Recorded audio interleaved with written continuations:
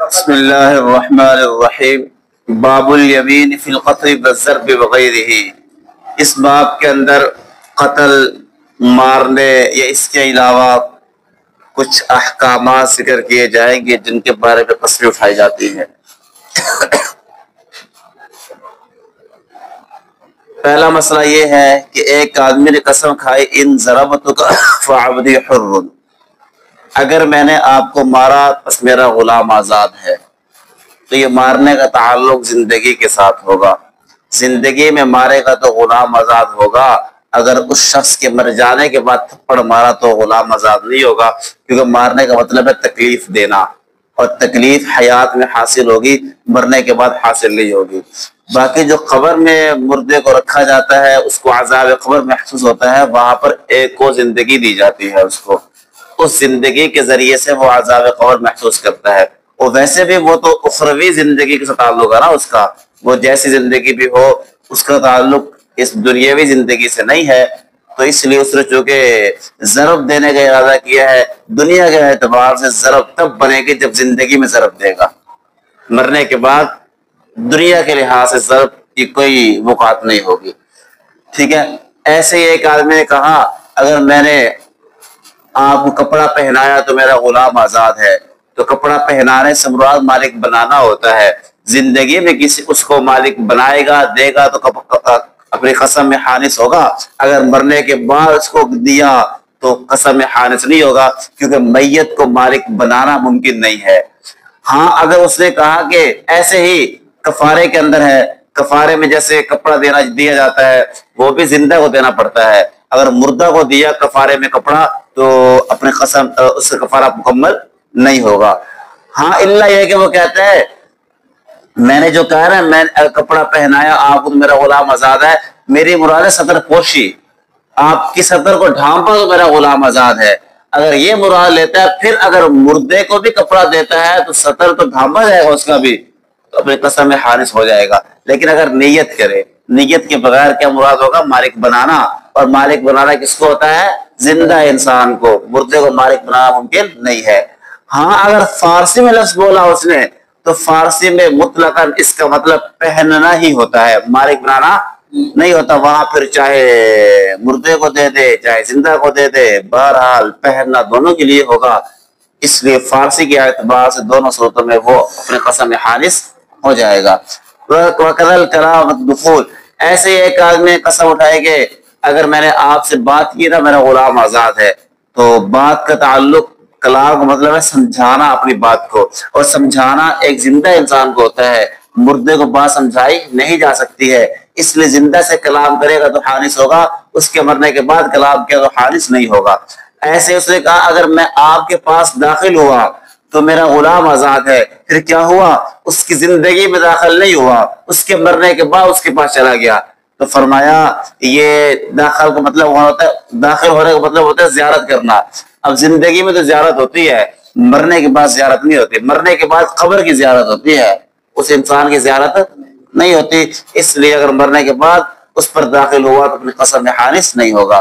وَلَوْ قَالَ إِنْ غَسَلْتُكَ فَعَبْدِي حُرٌّ، ایک آدمی نے کہا کہ اگر میں نے آپ کو غسل دیا نا تو میرا غلام آزاد ہے، پھر کیا ہوا؟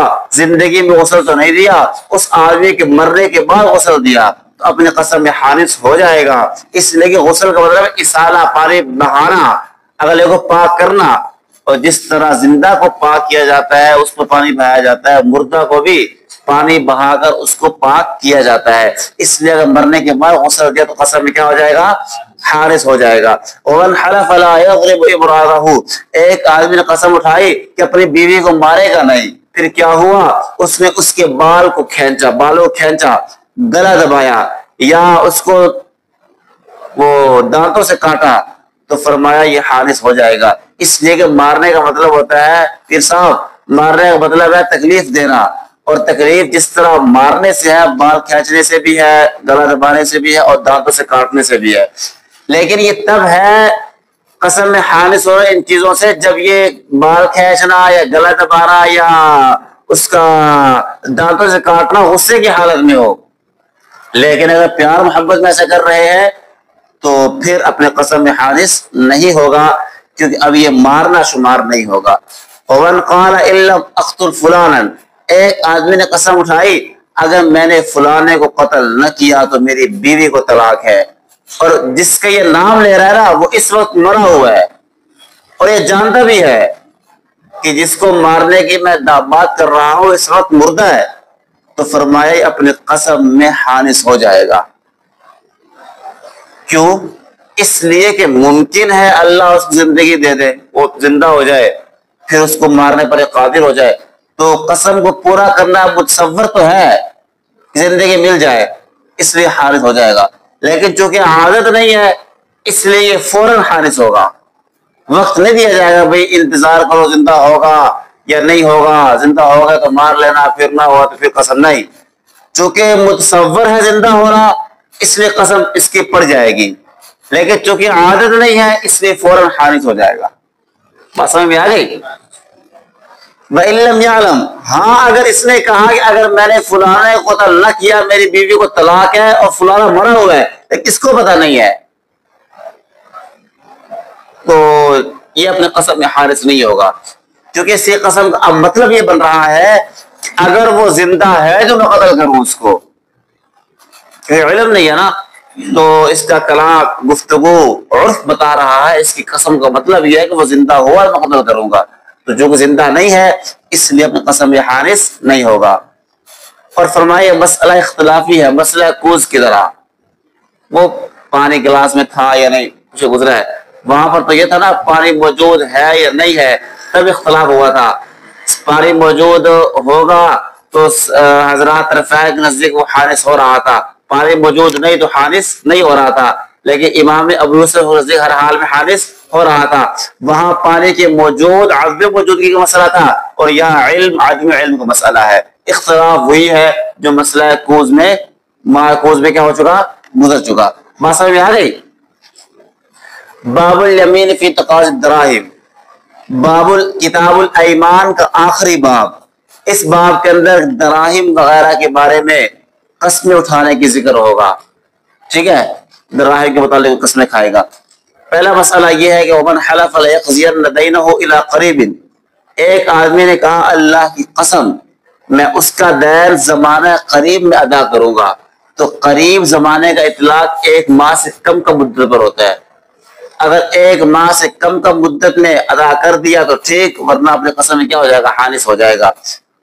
اور اگر کہا کہ اللہ کی قسم میں اس کا قرض جو ہے زمانہ بعید میں ادا کروں گا، تو اس کا تعلق 1 مہینے سے اوپر یا اس سے زائد مدت پر ہوتا ہے، اس لیے وہاں پر 1 ماہ سے زائد یا اس سے اوپر کی مدت میں ادا کرے گا تو اپنی قسم پوری ہو جائے گی، اگر اس سے پہلے ادا کرے گا تو اپنے قسم میں کیا ہو جائے گا، وہ حانث ہو جائے گا۔ بات سمجھ میں آ گیا آپ لوگوں؟ تو زمانہ قریب کا کون سا کتنا وقت ہوتا ہے، 1 ماہ سے کم اسلامی، ٹھیک ہے، اور زمانہ بعید 1 ماہ سے زائد یا اس سے اوپر 2 ماہ 3 ماہ 4 جتنے بھی ہو سکتے ہیں وہ تو جیسے ایک آدمی کہتا ہے ما لقیتک منذ شہر، جب کچھ وقت گزر جائے نا تو کہتا ہے میں آپ سے 1 مہینے سے نہیں ملا ہوں، ٹھیک ہے۔ ومن حلف لیقضین فلانا دینہ اليوم فقضاہ ثم وجد فلانا بعضها ضیوفا او بنہرجا او مستحقا لم يحنث الحالف۔ صورت مسئلہ یہ ہے کہ ایک آدمی نے قسم اٹھائی البتہ ضرور بضرور فلانے کا قرض آج کے دن ادا کرے گا، پھر کیا ہوا، اس نے قرض ادا تو کر دیا لیکن اس میں کچھ کھوٹے درہم تھے یا کچھ نہرجا، یہ بھی کھوٹے کی قسم ہے لیکن ضیوف سے کم درجے کے ہوتے ہیں، ان کے اندر کھوٹپن زیادہ ہوتا ہے، او مستحقہ، یہ قرض تو ادا کر دیا لیکن جن دراہم سے ادا کیا اس میں کوئی مستحق نکل آیا، تو کیا اپنے قسم میں حانث ہو جائے گا؟ میں حانث نہیں ہوگا۔ کیوں؟ اس لیے کہ اگر اس میں ضیوف نکلے، کھوٹے نکلے، کھوٹا ہو رہا ہے عیب ہے ایک، لیکن درہم تو ہے وہ، تو جب درہم ہے تو درہم ادا ہوئے ہیں، البتہ ایک عیب آگے، عیب کی وجہ سے اس کو ادا نہ کرنے والا شمار نہیں کیا جائے گا، یہی تو وجہ ہے، اگر وہ چشم پوشی کر لینا چلو خیر جانے دو تو یہ قرض کا ادا کرنے والا شمار ہوتا ہے. اس کا مطلب یہ ہوگا کہ وہ دراہم ہے، ان کی صفت میں کمی ہے، تو دراہم ادا ہو گئے اپنے قسم میں وہ حارث نہیں ہوگا. اور ایسے ہی اگر ان دراہم میں کوئی مستحق نکل آیا تب بھی حارث نہیں ہوگا، اس لیے کہ ٹھیک ہے مستحق نکلا ہے لیکن اس نے دراہم ادا تو کر دیے ہیں، قسم تو پوری ہو گئی. اب ایک مرتبہ قسم پوری ہو جائے تو اٹھتی نہیں ابھی دوبارہ. اب جب بعد میں کوئی مستحق نکل رہا ہے تو قسم پوری ہونے کے بعد نکل رہا ہے نا، تو قسم اپنا کام کر گئی، اب واپس نہیں آئے گی وہ. اس لیے کوئی مستحق نکلے، دراہم کھوٹے نکلے، وہ ہر حال میں اپنے قسم میں حارث ہونے والا نہیں ہے. وَإِن وَجَدَهَا رَصَاصًا، ہاں اس نے کہا کہ البتہ ضرور بے ضرور فلانے کو آج کے دن قرض ادا کرے گا. اس نے کیا کیا؟ اس نے رصاصہ دے دیے. رصاصہ یعنی کہ شیشے کے بنے ہوئے سکے یا ستوقہ دے دیے. ستوقہ کہتے ہیں ایسے سکے کہ جن پر چاندی کا پانی چڑھایا گیا ہو. اصل دراہم چاندی کے ہوتے ہیں نا. اس نے رصاصہ دے دیے یعنی شیشے کے بنے ہوئے، پیتل کے بنے ہوئے، یا ستوقہ دیے. ستوقہ پیتل کے ہوں لیکن اس پر کیا ہے، سونے کا چاندی کا پانی چڑھایا گیا ہو. اگر یہ دے دیے اب ابر قصب یہ حارث ہو جائے گا. اس لیے کہ یہ جو دراہم ہے نا، رصاصہ یا ستوقہ، یہ دراہم کی جنس میں سے نہیں ہے. یہی وجہ ہے یہ بے سلف میں قبول بھی نہیں ہو سکتے ہیں، چونکہ اس نے جو ادا کیا ہے وہ دراہم کی جنس میں سے نہیں ہے، اس لیے اپنے قسم میں حارث ہو جائے گا. وہ جو پچھلے تھے نا، ضیوف یا نہرجہ یا پھر مستحقہ، وہ دراہم تو تھے اور یہ دراہم کی قسم میں سے بھی نہیں ہے. ٹھیک ہے. وَإِن بَاعَهُ بِهَا عَوْدًا، یہاں سے یہ ذکر کیا کہ ایک آدمی نے کہا کہ البتہ ضرور بضرور فلانے کا آج قرض ادا کرے گا، لیکن اس نے کیا کر دیا؟ دراہم دینے کی بجائے مقاصہ کر لیا. مقاصہ کہتے ہیں کہ اس کو اپنا غلام بیچ دیا اور قبضہ بھی دے دیا، اور قبضہ دینے کے بعد کہتا ہے پیسے رہنے دو، یہ ادلا بدلا ہو گیا. تو فرمایا کہ یہ اپنے قسم میں بری ہو جائے گا، حارث نہیں ہوگا. کیوں؟ اس لیے کہ جس طرح دراہم پیسوں کے ذریعے سے قرض دیا جاتا ہے ویسے ہی مقاصے کا بھی رواج ہے. تو اس نے مقاصہ کر لیا، ادلا بدلا کر لیا، تو ٹھیک ہے مقصد پایا گیا ہے. جب مقصد قرض کی ادائیگی وہ اس صورت میں ہو گئی، اپنے قسم میں یہ اب پورا ہو گئی قسم اس کی، یہ حارث نہیں ہوگا. ٹھیک ہے. وَإِن ذَهَبَ لَهُ يَعْنِي الدَّيْنُ، لیکن اگر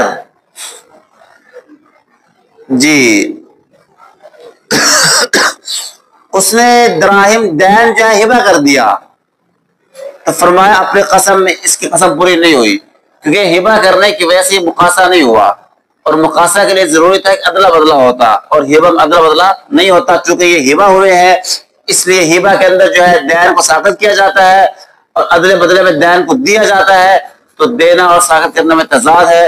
اس لیے ہبہ میں جو کہ اسقاط دین ہوا ہے، اس لیے اپنے قسم یہ حارث ہوگا، قسم پوری اس کی نہیں ہوگی. ومن حلف لا يقبل دین درہما دون درہم، ایک آدمی نے کہا اپنے دین پر تھوڑا تھوڑا کر کے قبضہ نہیں کرے گا. پھر کیا ہوا؟ مثال کے طور پر 1000 درہم قرض تھا، اس نے 200 پر قبضہ کر لیا، ابھی حارث نہیں ہوگا. پھر 200 پر قبضہ کیا، اب بھی حارث نہیں ہوگا. یہاں تک کہ تھوڑا تھوڑا کر کے سارے پر قبضہ کرے. جب سارے پر قبضہ ہوگا پھر قسم میں حارث ہوگا، کیونکہ اس نے نسبت یہ ہے دائرے معروف کی طرف، اور وہ دائرے معروف سارا دین ہے. تو سارے دین پر تھوڑا تھوڑا ایک کے بعد دیگرے دھیرے دھیرے قبضہ ہوگا تو حارث ہوگا. تھوڑے تھوڑے پر جب تک قبضہ کر رہا ہے اس وقت تک حارث نہیں ہوگا، یہاں تک کہ تھوڑا تھوڑا کر کے سارے پر قبضہ کر لے. بات سمجھ میں آ گئی ہے؟ فَإِنْ قَبَضَ دَيْنَهُ فِي وَزْنَيْنِ، ہاں اگر اس نے کہا کہ اپنے قرض دین پر تھوڑا تھوڑا کرے قبضہ نہیں کرے گا، اور وہ دین کوئی وزنی چیز تھی، اس نے کیا کیا؟ مثال کے طور پر 2 کلو وزن لیا، اس کو ایک بار وزن کیا،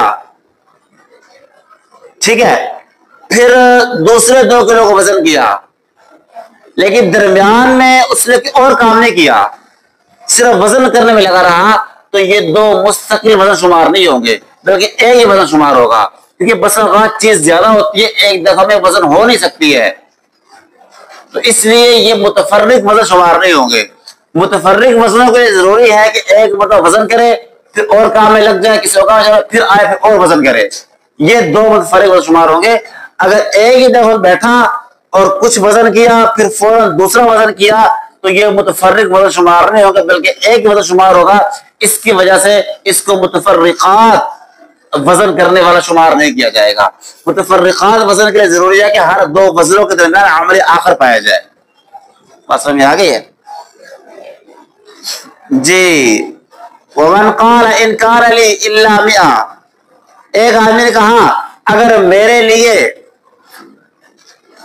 ہو مگر 100 درہم تو میری بیوی کو طلاق ہے. یعنی میرے لیے 100 درہم ہو رہا ہے، میری بیوی کیا ہے؟ طلاق ہے. پھر اس کی تلاشی لی گئی، تلاشی میں پتہ چلا اس کے پاس صرف 50 درہم ہے. اب یہ قسم حارث نہیں ہوگا، کیونکہ اس قسم کا مطلب یہ ہوتا ہے کہ اگر میرے پاس 100 سے زائد درہم ہوئے تو میری بیوی کو طلاق ہے. 100 ہوئے یا 100 سے کم ہوئے طلاق نہیں ہے. اب جب 50 ہے تو یہاں بطری کے اولا قسم حارث نہیں ہوگا. 100 کا مطلب یہ نہیں ہوتا کہ 100 پورے ہو اس سے زائد نہ ہو. 100 کا مطلب ہے کہ 100 سے اوپر نہ ہو. ٹھیک ہے، 100 سے کم جتنے بھی ہو جائیں 99 98 50 40 30 اپنے قسم حارث نہیں ہوگا. اس لیے اگر 50 نکلے اپنے قسم حارث نہیں ہوگا. وَكَذَلِكَ لَوْ قَالَ غَيْرَ ایسا الا 100، اگر غیرہ کہتا ہے یا سوا کہتا ہے سب کو حکم ایک ہی ہے. ٹھیک ہے. مسائل متفرقہ، مسائل متفرقہ کا مطلب یہ ہوتا ہے کہ اب باب ذکر کرتے ہوئے اگر کہیں کہ مسئلہ رہ گیا ہو تو صاحب کتاب پھر اس کو آخر میں ایک عنوان قائم کرتا ہے مسائل متفرقہ. وہ رہے ہوئے مسائل اس مسائل متفرقہ کا نام لاتا ہے. یہاں پہ چونکہ کتاب الایمان ختم ہو رہا تھا تو کچھ مسئلے چھوڑ کے درمیان سے تو ان کو مسائل متفرقہ میں صاحب کتاب نے جمع کیا ہے. ٹھیک ہے. مسائل متفرقہ، ایک وَإِذَا حَلَفَ لَا يَفْعَلُ كَذَا، پیر صاحب ایک آدمی نے قسم اٹھائی وہ چائے کبھی نہیں پیے گا، تو فرمایا یہ نفی چونکہ عام ہے، عموم نفی کا تقاضا ہے، اب چائے کو بالکل یہ چھوڑنا پڑے گا، کبھی بھی نہیں پی سکے گا. جب بھی پیے گا اپنی قسم میں کیا ہو جائے گا؟ حارث ہو جائے گا. اس لیے اگر پی لی تو قسم کو کفارہ دینا پڑے گا. وَإِنْ حَلَفَ لَيَفْعَلُنَّ كَذَا، ایک آدمی نے کہا اللہ کی قسم اس جائے نماز پر ضرور نماز پڑھے گا. اب ایک مرتبہ پڑھ لی اپنے قسم میں پورا ہو گیا، اب یہ حارث نہیں ہوگا. قسم کیا کھائی؟ اللہ کی قسم اس جائے نماز پر ضرور بھی ضرور نماز پڑھے گا. اب ایک مرتبہ پڑھ لینے سے قسم پوری ہو گئی، حارث نہیں ہوگا، کیونکہ اس نے کہا ہے کہ ایک ایسا فعل منتخب کیا جو غیر معین ہے، تو لہذا زندگی کے جس لمحے میں بھی یہ پڑھے گا اس کی قسم پوری ہو جائے گی. اور کب تک یہ متوقع رہے گا کہ پڑھے گا نہیں پڑھے گا؟ یہ تب تک متوقع رہے گا جب تک زندگی کی آخری سانسیں شروع نہ ہو جائے. جب نزع کی حالت شروع ہو جائے اب سمجھ میں آئے گا اب یہ نماز پڑھنے والا اس پر نہیں ہے، اب حارث ہوگا. یا وہ جائے نماز ٹوٹ پھوٹ کا شکار ہو جائے، پھٹ جائے، گم ہو جائے، ضائع ہو جائے، تب بھی سمجھا جائے گا اب یہ اس پر نماز نہیں پڑھ سکتا ہے، اب قسم میں حارث ہوگا. تو زندگی کے آخری لمحات میں حارث ہوگا، یا جائے نماز کے ضائع ہو جانے کے بعد کیا ہوگا؟ یہ حارث ہو جائے گا. اور وَإِذَا اسْتَحْلَفَ الْوَالِي رَجُلًا، ایک بادشاہ وقت نے کہا پیر صاحب سے کہ پیر صاحب جب فلاں دہشت گرد ہمارے ملک میں انٹری کرے گا تو آپ نے مجھے خبر دینی ہے، اور اس پر قسم اٹھوا لی. تو یہ قسم جو ہے کب تک رہے گی؟ فرمایا جب تک وہ والی مسند ولایت پر موجود ہے تب تک یہ قسم برقرار رہے گی، کیونکہ مقصد قسم کا یہ ہے کہ اس آنے والے کے شر کو دفع کرنا، اور یہ تب ہوگا جب وہ اس کو زجر و توبیخ کرے گا، اور یہ زجر و توبیخ تب ہوگی جب وہ مسند ولایت پر براجمان ہوگا. اور جب وہاں سے اتر چکا اب وہ اس کو ڈانٹ ڈپٹ نہیں کر سکتا ہے، اس لیے قسم کا جو مقصد تھا وہ فوت ہو چکا. اس لیے اگر وہ مسند سے ہٹا دیا گیا یا وہ حاکم مر گیا، دونوں صورتوں میں یہ قسم منحل ہو کر کیا ہو جائے گی؟ ختم ہو جائے گی. ٹھیک ہے. ومن حلف ان يهب عبده لفلان فوهبه ولم يقبل فقد بر في يمينه، پیر صاحب نے قسم اٹھائی کہ اپنا غلام رضوان کو ہبہ کرے گا، پھر رضوان کو ہبہ کیا لیکن رضوان نے قبول نہیں کیا، تو فرمایا پیر صاحب کی قسم پوری ہو گئی، کیونکہ ہبہ تو کر دیا اس نے، اگر قبول نہیں کیا تو اس کا اپنا فعل ہے، اس نے بہرحال ہبہ کے لفظ پر عمل کر لیا ہے، یہ حادث نہیں ہوگا۔ لیکن امام ظہر فرماتے ہیں نہیں، یہاں یہ حادث ہو جائے گا۔ وہ قیاس کرتے ہیں بے پر، جیسے بے کے اندر جاری بیان سے قبضہ ضروری ہے تب بے تام ہوتی ہے، ایسے ہی ہبہ کے اندر بھی قبضہ جاری بیان سے ہوگا تب یہ ہبہ تام ہوگا۔ یہاں چونکہ جانب واحد سے ہبہ کیا گیا ہے اور دوسرے جانب سے قبول نہیں ہوا، اس لیے ہبہ تام نہیں ہوا۔ جب ہبہ تام نہیں ہوا اپنے قسم سے بری نہیں ہوگا۔ لیکن ہم احناف کہتے ہیں نہیں، آپ یہ کیا کہہ رہے ہیں، ہبہ اور چیز ہے، بے اور چیز ہے۔ ہبہ کہتے ہیں عقد تبرع کو، احسان کو، اور یہ احسان متبرع کے احسان کرنے سے پورا ہو جاتا ہے، وہ واحد کہلائے گا ہبہ کرنے سے، اگرچہ نہ قبول کرے نہ کرے۔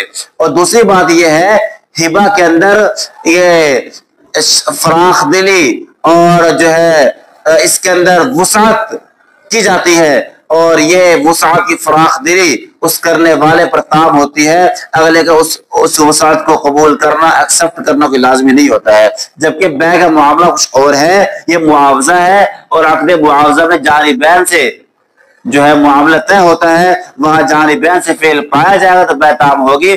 جبکہ ہبہ کا معاملہ بہت وسیع درجے کا، اس سے اس میں جانبین سے ایجاب و قبول ضروری نہیں ہے۔ بات سمجھ آئی ہے؟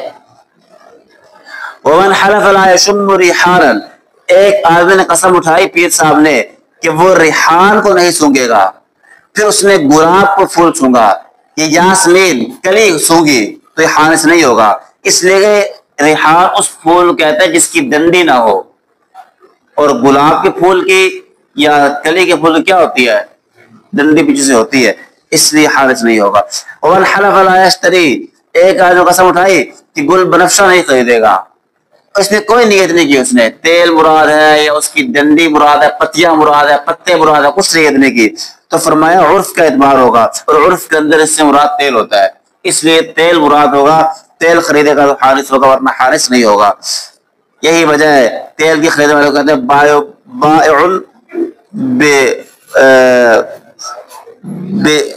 بن فسج سج، کہ اس کو جو ہے نا یعنی کہ کیا کہتے ہیں جو گل بنفشہ کا جو تیل خریدتا ہے اس کو کہتے ہیں گل بنفشہ خریدنے والا ہے، تو چونکہ تیل پر اطلاع گل بنفشہ خریدنے والے کا ہوتا ہے اس لیے تیل مراد ہوگا، اس کے پتے مراد نہیں ہوں گے۔ لیکن فرمایا کہ ہمارے عرف کے اندر جو ہے نا اس سے پتے مراد ہوں گے، ہمارے عرف کے اندر گل بنفشہ سے مراد کیا، پتے مراد، یہ عرف کا مسئلہ فرق ہے بہرحال۔ وَإِنْ حَلَفَ عَلَى الْوَرَدِ، اور اگر اس نے قسم اٹھائی کہ وہ ورد نہیں خریدے گا، یہ فرمایا یہ ورد سے مراد گلاب کے پتے ہوں گے، گلاب کی پتیاں ہوں گی، پھول مراد نہیں ہوگا۔ اگر گلاب کی پتیاں خریدے گا تو حانث ہوگا، اگر پھول خریدے گا تو حانث نہیں ہوگا۔ لیکن فرمایا نہیں، یہ عرف ان کے زمانے کا ہوگا، ہمارے زمانے کا عرف ورد سے کیا ہوتا ہے، پھول مراد ہوتا ہے، اس لیے ہمارے زمانے میں اگر ورد کہہ کر پھول خریدے گا تو حانث ہوگا، اور گل بنفشہ کہہ کر تیل خریدے گا تو حانث ہوگا۔ ہمارے زمانے میں گل بنفشہ میں عرف تیل کا ہے، اور ورد میں عرف کون سا ہے، اس کے پھول کا ہے، اس کی پتی، اس کے جو ہے وہ ورق پتیوں کا نہیں ہے۔ بات سمجھ میں آ گئی؟ چلے آج یہیں تک رکھ لیں، کتاب الحدود سے انشاءاللہ پھر دیکھیں گے۔